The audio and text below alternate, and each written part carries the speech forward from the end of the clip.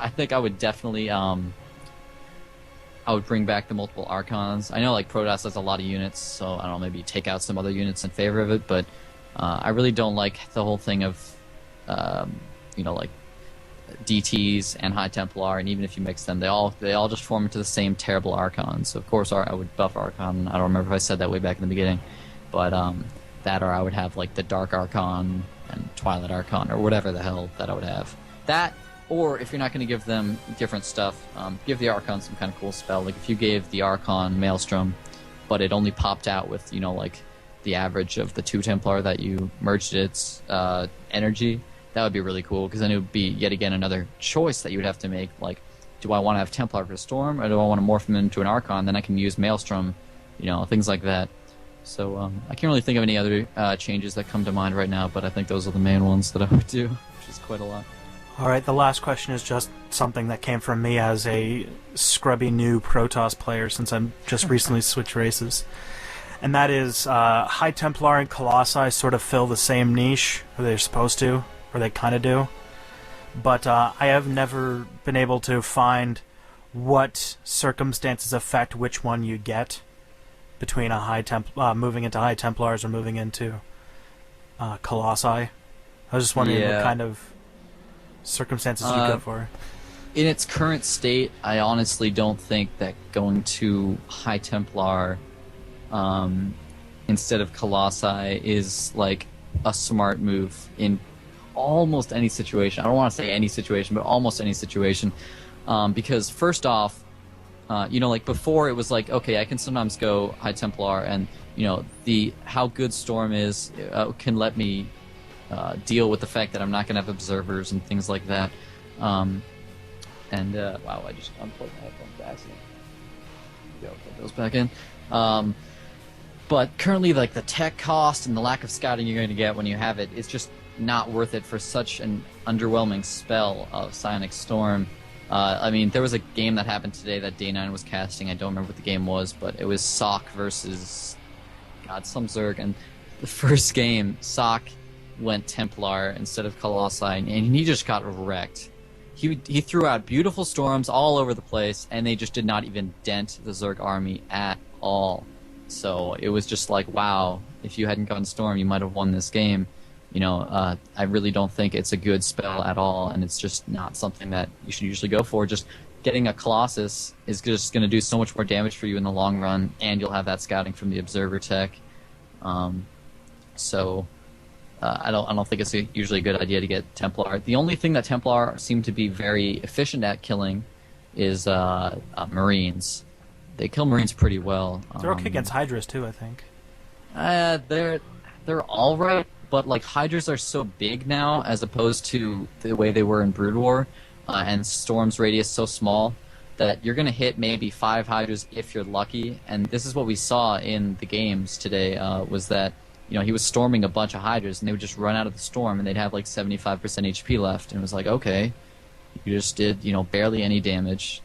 And if you had a Colossus, if you think about the damage, a storm is going to do 80 damage in 4 seconds. Now, a Colossus is going to do the same damage in, I think, 4.4 seconds. Actually, that was previous to the change in timing, so I'm not exactly sure on the timing, but it's like a similar amount of time it'll do the same damage, except that it'll still be alive to do more shots, whereas Storm, once you do it, you can't Storm again unless you have like tons of energy saved up.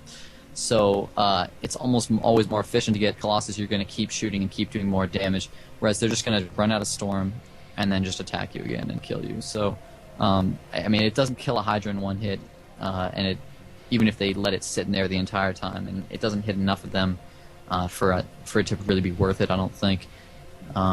I think late game, once you already have Colossi, I think that's a good time to get Storm.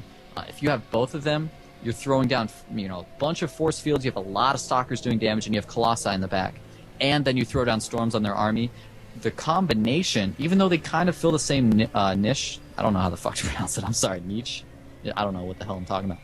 But even though they kind of fill that same role, the combination of the Colossi shooting and the Storms is actually really powerful, because Hydras or Roaches or anything really they're going to try to run out of Storm. And while they're running, your Colossi are going to be doing splash damage as well.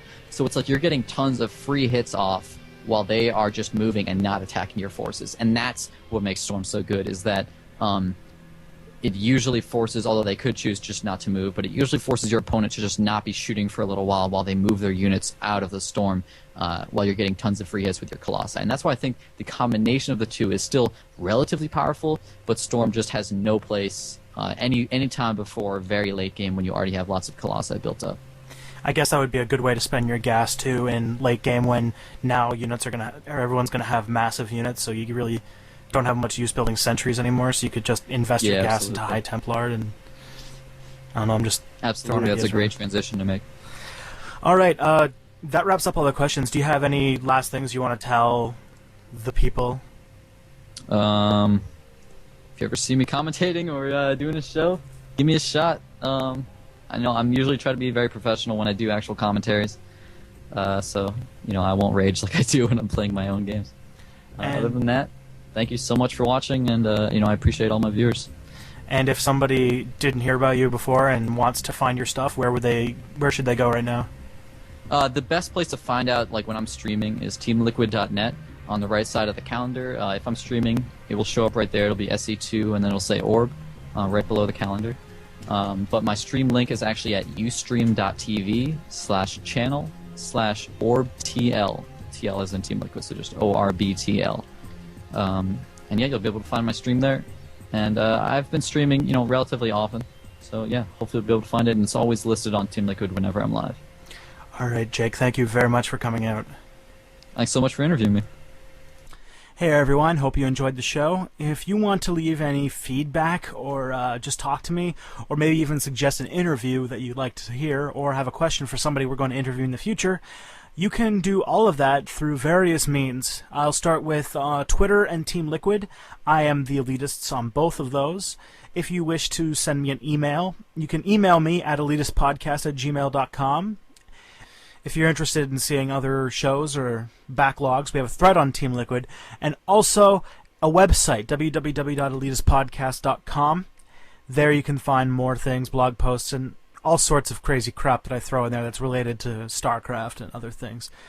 Also, if you're feeling generous, you can leave a comment over on iTunes for the show. Just search the Elitist Podcast on iTunes and you'll find the show. And remember that your reviews not only help us learn more about our audience, but also help out with the show in the publicity ratings, which is always good. Of course, if you wish to subscribe to the show, there is an iTunes link, an RSS link, and a blog RSS link, all at elitistpodcast.com. That's our show. For more, check out www.elitistpodcast.com. Theme song, StarCraft Terran theme, Ravlu Electro Mix, made by Ravlu. SoulTapRecords.com.